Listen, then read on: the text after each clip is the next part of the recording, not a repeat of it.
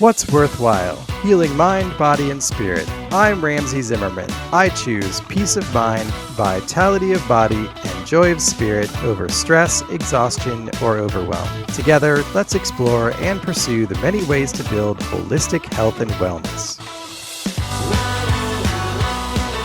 When you start to realize or become aware or accept this idea that perception is a choice and you can change your perception, then good things can happen, right? So then it's a matter of sitting down and saying, oh, hey, what is going on in your life, right? You got headaches. Let's talk about the pattern of these headaches. When do these things occur? How are you going to sort of deal with this issue? How are you going to choose to perceive it differently? Hey there, it's Ramsey here. That was Dr. Julius Torelli. Dr. Torelli is a cardiologist with 32 years of medical experience.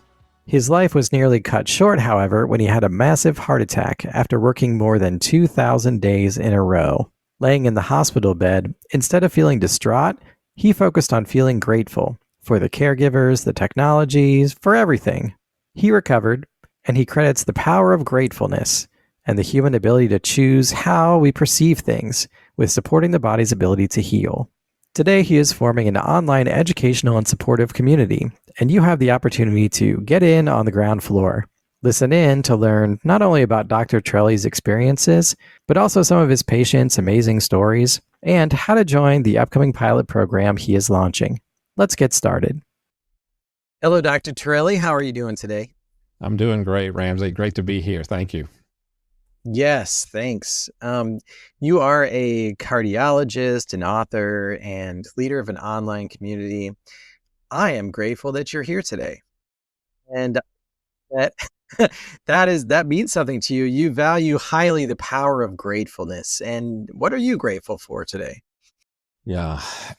Gratitude turns out to be incredibly powerful. And so I'm grateful for one. I injured my leg about a month ago and had difficulty walking. They all swelled up. I had, in addition, had poison ivy. I had so much pain, and that's all resolved. And I was out walking today, and it was like, I was just grateful that I didn't have any pain. I could walk. And these are things we take for granted, simple things, right? Like your legs that are carry you. Some people say, I hate my thighs. They're too fat. They're too this. I hate whatever. But we don't, we take so many things for granted. And so one of the things I try to emphasize a lot is, don't take anything for granted. These simple things are important.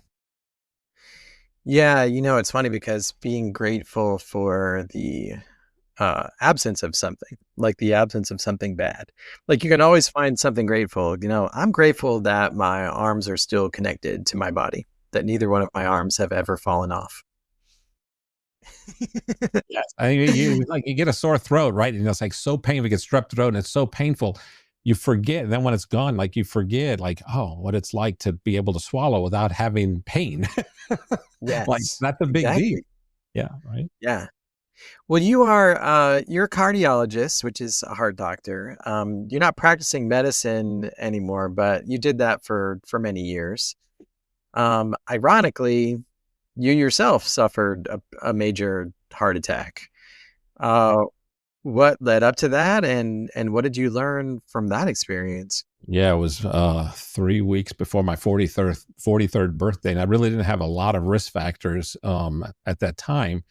So what had happened is I was in a great group of guys in Greensboro, North Carolina, and treated me well. And the group was getting bought by the hospital, and there was a lot of stuff going on. I didn't want to be part of that. I left and I went solo, and I opened up the solo practice. But in order to do that, I borrowed a bunch of money, borrowed over $1 million, and to open this practice. And it seemed like it all made sense at the time, which I think it did.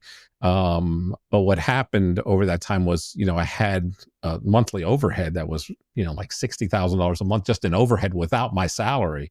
And I developed this incredible amount of let's just call it stress, right? I like to call it emotional kind of overwhelm, but, and I developed lupus, and then I was on a bunch of medicine. I gained a bunch of weight. I was working 7 days a week for 3 years. I worked 7 days a week without a vacation. And then all that eventually led to the heart attack. And there was a lot of guilt associated with that, because here I was out there trying to practice this wellness and prevention sort of cardiology practice, and I couldn't even talk the talk, walk the talk. I wasn't practicing what I was preaching. I wasn't able to do that because I was working like all the time. And again, I sort of knew this was going on at the beginning, but it really kind of came to light, for me after, when I started looking back at all of this. And so when I think of it now, it was a very meaningful time. And I use that all that overflowed into the practice and into the evolution of how I ended up practicing. Yeah. And so you struck out on your own. You had your own practice. You were building that, and you were sort of building it all completely on your own. Did you say 7 years? Wait, did you say 3 years or 7 years of working 7 days a week? From 1999 to 2003, I worked 7 days a week without a day off, because I was, again, had this huge overhead. And so I was working at the practice Monday through Friday, leaving early. I had an hour drive also. So I was leaving like at 6:30 in the morning. I wasn't getting home. I was giving talks and things like that. So I wouldn't get home till 8:30. And then the weekends I was working at this regional local community hospital. So I didn't have 3 years that I didn't have a break. Well, that may be the longest week I've ever heard. So that would be 3 times 7. So that's like what, 2,100, 2,200 day long week. If you look at that in terms of one long string of days. So clearly that was insanely difficult and took its toll, and that resulted in a heart attack. Tell us about that. How did that happen? When did that happen? What was that like? So it's a long story, and it's an interesting story of the way it sort of happened and what subsequently happened. But it was, as I said, 3 weeks before my 43rd birthday when I developed this sudden onset of knife-like chest pain. Now, when patients are usually having heart attacks, they don't describe it as sharp knife-like pain. It's almost always described as pressure, heaviness, burning, tightness. Rarely is it described as knife-like. This felt like a knife in the middle of my chest, and I thought I had some reflux, and I had esophageal erosion, and I thought it was like spasm of the esophagus, which can be very much like sharp pain. So I really thought it was that, until my left arm started hurting, and then I started to get worried. And when I went in, this wasn't sort of your normal heart attack. This was a massive MI, as we call it, myocardial infarction, massive heart attack. Had a blockage called the Widowmaker's blockage. And I was very fortunate that, I got in early, but things lined up. Things went incredibly well. But the amount of damage that was going on was usually something that people don't even survive from. So I was very fortunate to survive, very fortunate to get wonderful treatment from the group that, I had been with. But in that whole thing, the sort of the long part of that story is that I found that I was practicing gratitude during the heart attack, and I had to do that in order to change my physiology. But it wasn't something that I would have thought of doing, except some things that had happened, before that sort of enlightened me to do that. But it was an incredible experience that I really need to write about. I just haven't had a chance to do that. So you said that you practiced gratefulness and it changed your physiology. What do you mean by that? How is that possible? So one of the things I think that we don't talk about in Western medicine nearly enough is the power of thoughts, the power of beliefs, or what I like to think of, as mindset. We think in terms of 99.9% of what we think in terms of is the physical, right? So if you have headaches or belly pain or chest pain or back pain, we look for physical causes. So you just take headaches as an example, right? Migraine headaches. The first thing you would think, oh, do I have a brain tumor or a bleed in my head or something like that? Well, that's pretty rare compared to all of, percentage wise, of all the headaches that exist. Most headaches are not due to brain tumors. But so they are what we would term in our society as stress. Again, I like to use the term more emotionally related, as opposed to stress.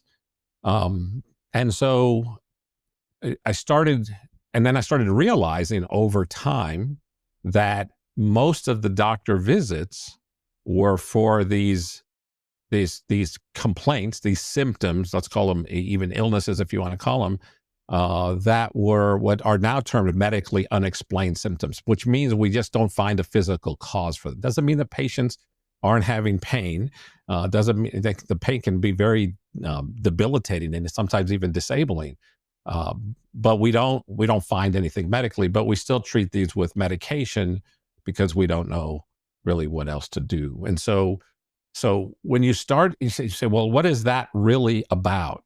And it takes, I've had to, well, for me personally, I had to think of it in different ways.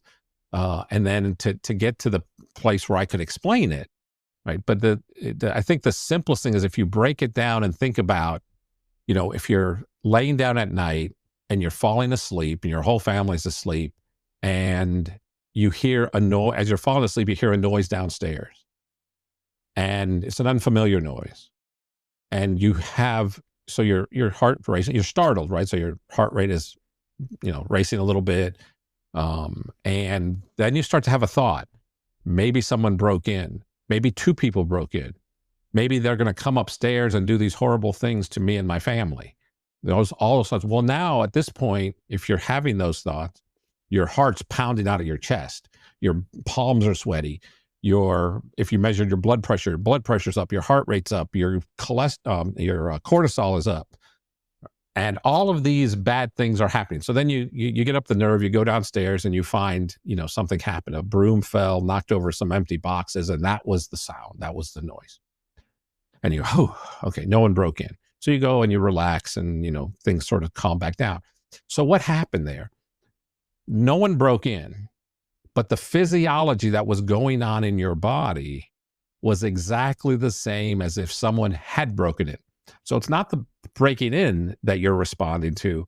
It's the thought of the breaking in, as an example, right? Another good example, I think, is the idea of a lemon, right? If you relax and you sort of get into a relaxed state and you picture a lemon and you picture cutting the lemon and you picture biting into the lemon, you'll salivate. There's no lemon. So these thoughts are, we don't think about how powerfully thoughts affect physiology. And you can take that all the way out to the placebo effect or the nocebo effect, which if people aren't familiar, that's the sugar pill effect, which is very well recognized in Western medicine. In Western society, pharmaceutical companies hate it because it's a nuisance to them. Then that effect is that when you give someone a sugar pill, about a third of the time, somewhere between a quarter or 20 to 30% of the time, people will get better. But it's an inert substance. It's a sugar. It's a sugar pill. It doesn't have any supposedly physiological properties. What's that about? We understand that exists. It's a known thing. It can be very powerful. So it's that idea of perception is reality, in the sense that when you hear the noise downstairs, you are responding to the noise because of what you believe it might represent. And then also when you take that pill, you're like, okay, this pill is going to help me, and therefore it does, at least to some extent. That's the placebo effect, right? Because just the act of having that thing happen, whether that's really the answer or really the problem, is secondary to what you sort of believe is the problem or is the solution. You got it. I mean, that you described it well. And I think that the key word there is perception. And I think the important thing, and this is a big part of Gratefully Well, is that perception is a choice. And that's what people tend not to do. And we think, and again, we can sort of get into this, but when you start to realize or become aware or accept this idea that perception is a choice and you can change your perception, then like good things can happen, right? So when you had the truth is, when you were laying in bed and you heard that noise, you started to project into the future because of something you maybe experienced in the past or heard about in the past. Oh, I've heard someone else, had a break in. And so you take that past and then you project it out into the future. Oh, now there might be two guys that broke in and they're going to come up here and do all these horrible things to my family because, again, you saw some horror movies or who knows what that you're projecting, as opposed to the reality of living in the now, as we like to say, which is the reality is there was a noise downstairs. So how is perception a choice? Because I always think of perception like a measurement, like something that influences, and this is how, I perceive it. This is how I see it. So how is perception a choice? So the way I would learn this was 30 plus years ago. I became aware of this, I should say, when I had a friend who had gone and they had adopted, him and his wife had adopted a child, and the child was 2 years old and from a foreign country. They brought the child back and they had taken time off to spend with the child. And the mother had taken like 6 or 8 weeks off, but she was going to go back to work. And so a couple of weeks before she was getting ready to go back to work, they started to bring the kid to daycare to get him used to the daycare. So they brought him one day and they sat there and the kid played and everything was great. And then the next day, the teacher said, well, why don't you just step out for like 1 minute and just, come back in. And so they went to step out. And as they did that, the kid had a temper tantrum, it just fell on the ground and just sort of a snot slinging tantrum, as I like to call it. And mom had sort of the normal reaction that we would all have, which is, oh, this is terrible. I'm forget it. I'm going to quit my job. I'm not going back to work. I'm just going to stay home and take care of him. And that's it. That's just the way it is. Dad had a completely different response. Dad was like, he said to me, I was elated. I was so filled with joy. I was like, what? I was like, my first thought was, what is wrong with you? Like, well, how could you have that reaction? He goes, no, you don't understand. He said, my biggest fear was that we adopted this 2-year-old and that he would never bond with us.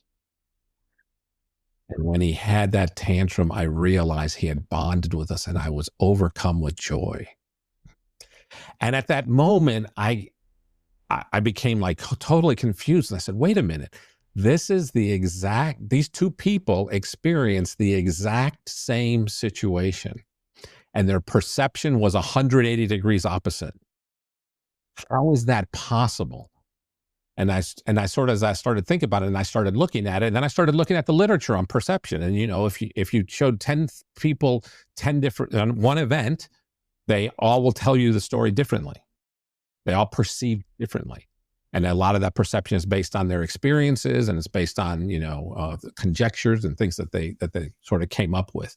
And so then one of the things that I sort of use is from just a reframing technique is again that perception. So let's just say you're sitting in traffic. You're supposed to be at a meeting and you're going to be late because it's bumper to bumper traffic, right? So you can perceive this traffic that's there as, I can't believe there's traffic. Why is there always traffic? What? It's probably an accident. Why don't people drive more carefully? Why do I always leave late? I left late. I should have left earlier. I should have known this is an important reading. And you're just all having all these negative thoughts, these self-deprecating thoughts, these beating yourself up sort of thoughts. When you have those thoughts, what's going on in your body? Your physiology is changing, just like when you had the thought about someone breaking in. You're secreting adrenaline, noradrenaline, epinephrine, and these are causing your blood vessels to constrict, your heart rate to increase, your blood pressure to increase, your sugar to increase, cortisol levels go up, and things like that. So all of these bad things are happening to you, and you're blaming the traffic. You're saying, "Well, it's because of the traffic." right? But it's not the traffic, it's your perception of traffic. Because you could also sit there, and this is using the gratitude as an example, right? You could say, okay, take a second, take a breath. And I like to call this doing gratitude on the fly. I like to call it. And you say, okay, I can't do anything about this traffic right now, but it's 97 degrees outside and I've got air conditioning here. As you do that, you start to switch your autonomic nervous system from sympathetic to parasympathetic. The sympathetic is the activation of the fight or flight that we just talked about. The parasympathetic is more that calm, peaceful activation from the vagus nerve. And then you might say, I have this. I have a radio. I can sit there, and there's a great podcast that Ramsey puts on. I want to listen to. I have a minute to listen to this podcast, and you can put that on. You're not changing the traffic at all, although it wouldn't surprise me if all of a sudden the traffic starts moving. But even if not, you can't change the traffic, but you can change the way you're perceiving the traffic and not beating yourself up about it. And that changes your physiology. That has health benefits, or it's detrimental if you don't. Got it. So then we're sort of perceiving a situation, and then really it's about our mindset. It's about how we think about the situation. It's about how we frame it within ourselves, and then bringing it back around to, so maybe the phrase, well, it could be worse, is sort of a companion to your gratefulness, which you're describing. It's sort of a shortcut or a tool to getting to the ideas of things to be grateful in a situation that on its face really look miserable to us in that moment. So then so that's significant, right? So basically what I'm hearing is that mindset can impact things of, we were talking about situations in the moment where you're either, you're having a stress response or you're not, the sympathetic and parasympathetic. But does that extend more broadly to health and healing and recovering from, difficulties or illnesses, and all of that too, in sort of a much more sort of longer kind of time frame? I believe so. So the story before my heart attack is that same day of the heart attack, I saw a patient who, so this was March 10th of 2003. And a day that shall live in infamy. That's right. And I went to get this patient from the lobby. I used to get my own patients and bring them back because I used to like to watch how they got up out of chairs. I used to have them watch how they walked and all that kind of stuff. Anyway, and so when I went to introduce myself, it was a new patient, and she said, something like, "You don't remember me," or whatever. And I was like, "You're a new patient. Do I know you from somewhere?" Turned out that she had called the office back in October. So that's about 5-6 months before. And I had a long story, but it was basically she had a very weak heart. She was on the cardiac transplant list. She lived about 2 hours away, and she had been on the transplant list for 3 years, and they hadn't found a match for her. And she kept having heart failure, what we call decompensated heart failure, where she ended up in the hospital every couple of months for the past 3 years. And then they had been wanting to put this special kind of pacemaker in her. Well, she was really into just natural kind of things, and she didn't want anything artificial in her body and that sort of stuff. She kept refusing and refusing over, many months or maybe even years. But finally she got really sick. She was in the ICU, and she said in a moment of weakness, she agreed to this pacemaker. Her family was on her, doctors were on her, and she finally agreed to this pacemaker. And so they'd put the pacemaker in. So this was March. They'd put the pacemaker in December. So it's been about 3 or 4 months. And she says she's worse than ever. She said before she was in the hospital every, 2 months. Now she's in the hospital every 2 weeks. She used to be able to walk like a quarter of a mile. Now she can only walk 50 to 100 feet. She was sicker than she had been. And she just had all of this. She goes, "I want this pacemaker out. Can they take it out?" She just had so much angst and anger toward this pacemaker. And I think she was beating herself up a lot because she had agreed to this, and like she called it a moment of weakness. And so I told her, look, this was all over the phone. She was telling me the story. And I said, look, this is it's a complicated thing. You've got a really weak heart, a transplant list, all this kind of stuff. I need to see all your records. I need to see all your medications. Get your records, bring your medications in, make an appointment, and come and see me so I can look at this and we can kind of go over. Let's, sort of start there. I said, but while you're doing all that, I said, you have a lot of anger toward this pacemaker, and you need to get over that anger. And she was like, get over it. I hate it. I can't stand it. I could see she was just getting enraged with this. I hate it. I want it out. Can they take it out? And I was like, whoa. I said, yes, they can take it out. I said, but I didn't say you had to like the pacemaker. I said, you just had to be grateful for it and be able to appreciate it. She goes, well, how can I be grateful for something I hated? And I said, well, so I told her, here's what you can do. Every morning, get a nice journal, get a nice pen, sit down every morning and write in your journal, one day I won't need this pacemaker and they can take it out. But for right now, I appreciate this pacemaker. And then I taught her this, what I call the gratitude traceback method. And I said, I appreciate this pacemaker. I appreciate the fact that this company invested millions of research dollars into developing this pacemaker. I appreciate the engineers who thought about how to make this pacemaker. I appreciate the people who made the stainless steel to make the pacemaker, and the people who make the wires for all the wires, and the people who make all the innards, the diodes and transistors that are also in the pacemaker. And I appreciate the truck drivers who drive the trucks to deliver all these parts to the manufacturer. And I appreciate the people who make the tires, and I appreciate the farmers who grew the food to feed them engineers who thought about making these pacemakers, and trace it all the way back and as far as you can. I said, and then you can write at the end, but one day I hopefully won't need this pacemaker. She says, okay. So that was October of 2002. And so this is now 5-6 months later. And so she's walking back, and I said, yeah, I remember. She told me the story, and I was like, yeah, I remember the story. I said, well, how are you doing? She says, oh, I'm doing great. I was like, oh. So then I went, oh, wow, you're doing great. I said, she must have gotten the transplant, right? So it's been, probably it takes 3 or 4 months to kind of recover from the transplant. I said, oh, she probably got the transplant and she's feeling better, and that's probably what's going on. And I said, oh, so did you get the heart transplant? She says, no. I said, oh, okay. Did they change your medication? She said, no. And I said, okay. I said, well, what changed? And she says, well, I started doing that thing you talked about with the gratitude journal. I said, well, okay, that's nice, but what changed? Because gratitude is a wonderful thing, and there's a ton of literature on the benefits of gratitude, but this is severely weakened heart. This is transplant heart failure. What has gratitude got to do with that? And she says, nothing else has changed. And I was like, she says, but I've done it religiously every day. And she says, matter of fact, since I've spoken with you, I have not been back in the hospital.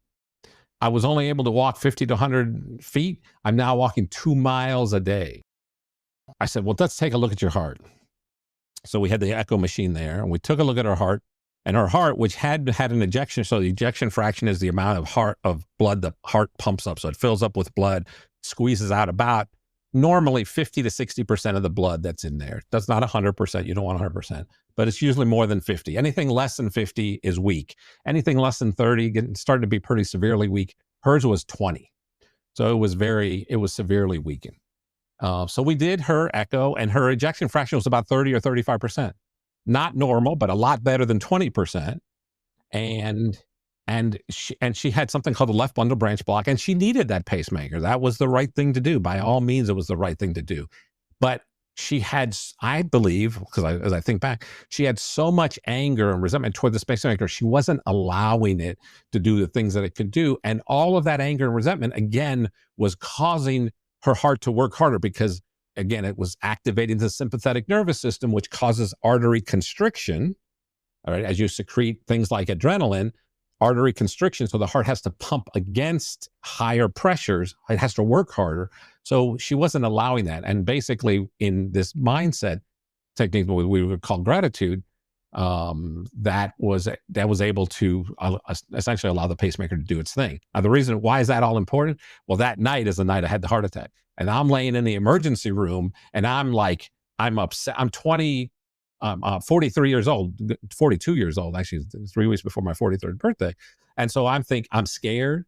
I'm angry, like this is going on. I've got all this stuff to do at work. I hadn't had a day off in 3 years. But the taxes were due. It was March 10th. Taxes were due March 15th. Anyway, there was all this kind of stuff going on. And I thought about that.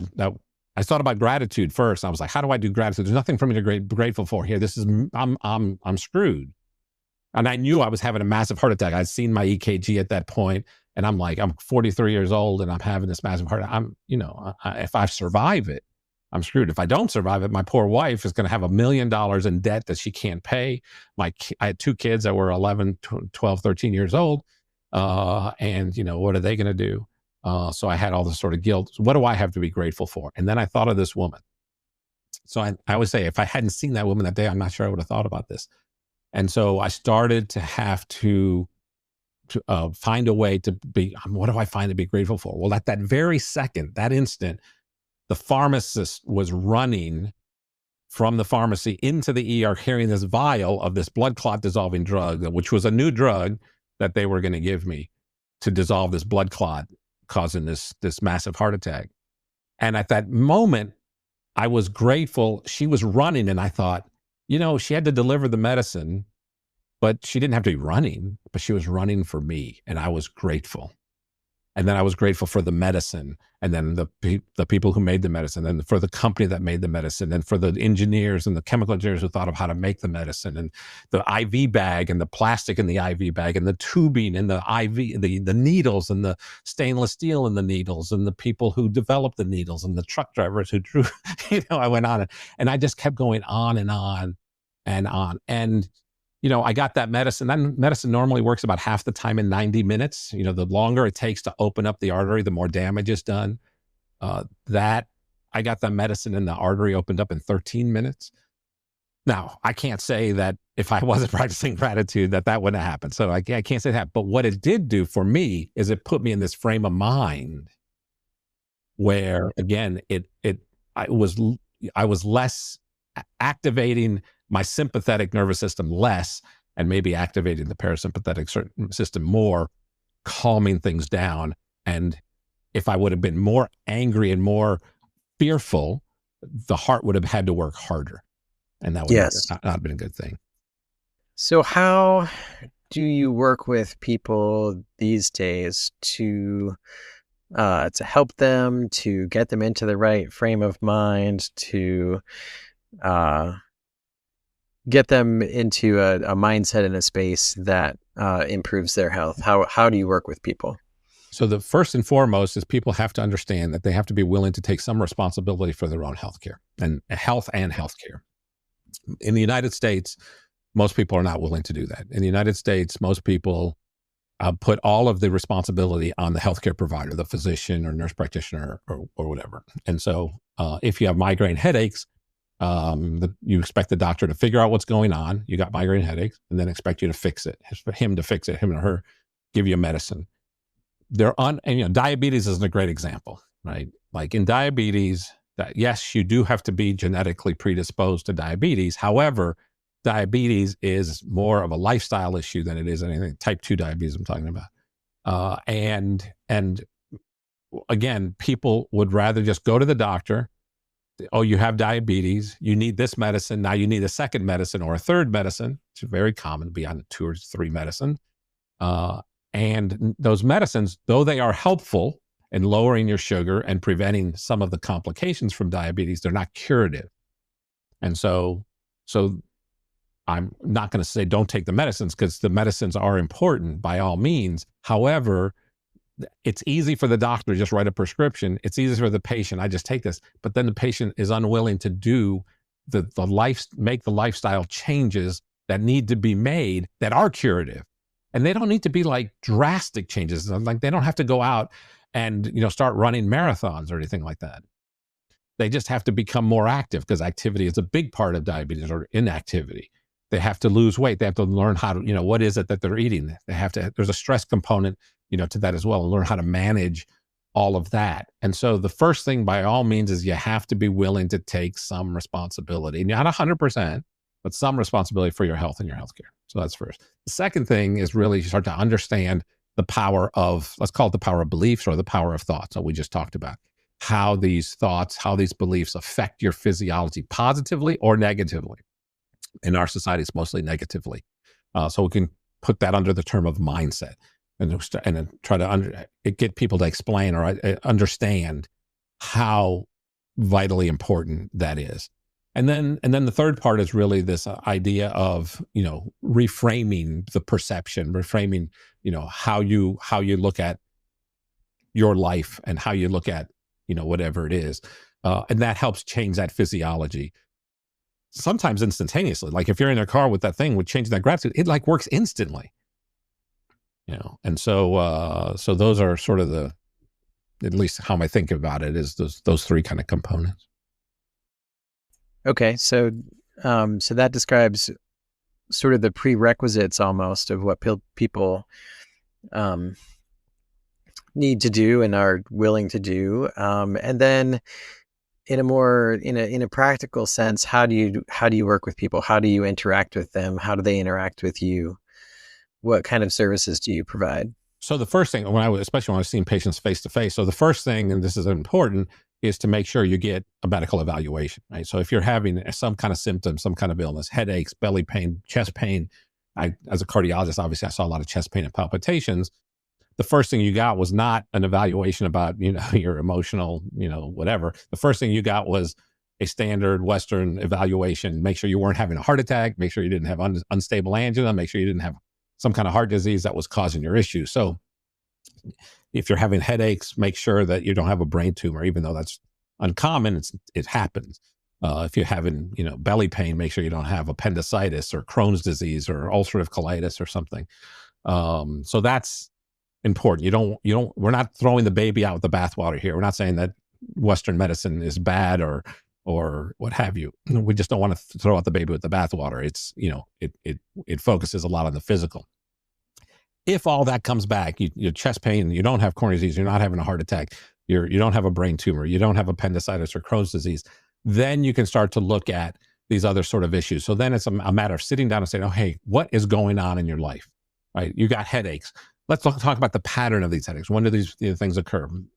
And you start to think about, okay, it's when more work related. I've got this boss who's, a jerk and he's really difficult. And so maybe you can't, one option is leave the job. Well, maybe you can't leave the job. Maybe there's, so that's fine. How are you going to sort of deal with this issue? How are you going to choose to perceive it differently and sort of start to work with that? And then, and we had a mental health, counselors, therapists in the office as well, who also worked with these patients with me and taught them other techniques. So it wasn't really like psychoanalysis. It was more, cognitive behavioral therapy and these other sort of therapies that exist today, that are very, powerful techniques to help with some of these reframing of the way you look at your life. And then how, again, you're going to take some responsibility. So what are the changes you're going to start making? So we didn't talk about things. We used to not use the term like exercise. We use the term activity. So live an active life. You don't have to be out again running marathons, and say, well, I don't have time, with my kids or whatever. Well, maybe you could do something active with your kids. You guys can get bikes and you can go out and, ride. You don't, again, have to be doing, sprinting or anything like that. When we talk about food, we talk about nutrition as opposed to diet. You use the term diet, people think about weight loss and all that kind of stuff. Weight loss may be important, but just think about eating more nutritiously, better food, less processed foods, more natural foods and things like that. So just trying to look at this in a holistic way and in a complete lifestyle. Yeah. And you're building an online presence, an online community. Where is that, and what does that look like? So the whatever you want to call it, the online part of it is called Gratefully Well. Comes from the gratitude, and what I'm attempting to do with Gratefully Well is transform what I did one-on-one with patients for the last 3 decades to a digital online educational space where basically share these experiences like I'm sharing here today, and getting people to understand this, I like to call it holistic approach to health and healthcare. So we started a website called gratefully-well.com. It's not much of a website now, but there is a 7-day gratitude challenge you can sign up for there. I started a newsletter that is hosted on substack.com. That newsletter is called Gratefully Well. It's free. And I write about these things. So you can go and encourage people to go and subscribe to the newsletter for that. Eventually, as part of the newsletter, there will be workshops. So I have a workshop coming up at the end of this month, of the end of August, where it'll probably be several weeks, 3 or 4 weeks, where we start to show people, the whole Gratefully Well process, what it looks like and how they can implement that. And that's really I think of the groups of people sort of in 3 different ways. It's kind of for everyone, but holistic minded people who are, want to stay well, they're into prevention, they don't have any illnesses. There's usefulness there.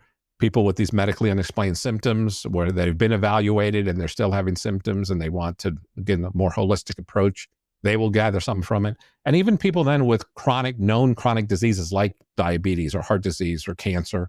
Again, I think when they can start to look at this in a more holistic fashion, there's a lot for them as well. So are you looking now for folks to join that sort of initial launch group for that workshop in that group? Yeah, so I'm thinking this first one is kind of like a pilot, and we're looking for maybe 20 or maybe 25 people. What I'm doing, again, the challenge that I'm having is, what does this look like in a group setting, in a virtual group setting, and such. And so I need, I'm looking for people who are willing to take responsibility for the healthcare, but also willing to then give me feedback and participate in the workshop. So look for people that are willing to tell me what worked, what didn't work, what might work better, other suggestions, what didn't work at all. I'm pretty thick skinned, so I don't have to worry about insulting me or criticizing me, because I really want this to be valuable. So I wanted to add value. I don't want it to be, just something else that, no one really finds useful. That one will be free, that workshop. Well, that's terrific. So if this is resonating with you, if you're listening to this and you are,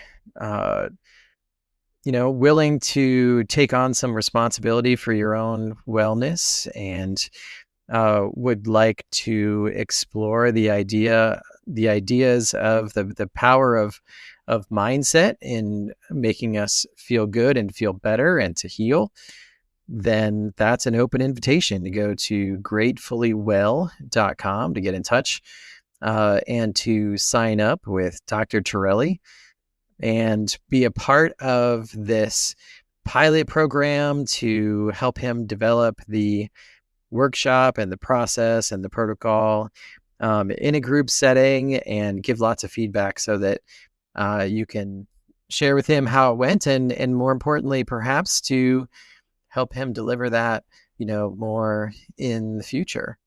So Dr. Torelli, I just really, really appreciate, I am grateful that you came to spend time with me and with us on what's worthwhile. I'm grateful and appreciative that you have invested your time, your effort, your energy into helping others to, unlock the power of their own sort of positive mindset within their own health. So, clearly you have dedicated yourself for many years You worked a 2,000 plus day week back in the days, in your early days of cardiology, but now you are investing your time and energy in different ways to help people to be well. And I appreciate that. I'm grateful for you. And thank you so much for coming on. Well, thank you. And I'm honored and I'm grateful that you're doing this work as well, because again, I know that putting on a podcast is not an easy thing. And what you're doing is, I just think, incredibly important. So I appreciate the work you're doing. Absolutely. Looking for more? Visit what'sworthwhile.net to listen to podcast episodes, learn from books and articles, and live better by choosing healthy products and practices. I'm now offering services through Worthwhile Advisors for personal coaching, professional advising, speaking, and group facilitation. If you or your team are ready to reduce stress and anxiety, build vitality and momentum, and accomplish your goals without burning out, then please contact me, Ramsey Zimmerman, through the website or on social media like Instagram, X, or LinkedIn. Thanks.